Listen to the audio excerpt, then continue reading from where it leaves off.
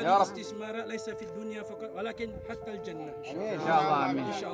إن شاء الله نجتمع كلنا في الجنة الفردوس أعلى. Amin ya rabbal alamin. Sekarang kami berada di perkampungan Mahwa Al-Abad di Hudaidah ini, di Yaman, dan di sinilah tapak pembinaan masjid yang akan dibuat di kampung ini yang dinamakan Masjid An-Nur, dan di sini memerlukan dana sehingga RM83,000 Malaysia, yang mana masjid ini keluasannya untuk peringkat awal ni lebih kurang 6 kali 7 meter persegi yang boleh memuatkan di ruangan dalamnya seramai 70 orang jemaah, dan di luar lebih kurang 40 ke 50 orang jemaah yang menjumlahkan semuanya lebih kurang 120 orang jemaah.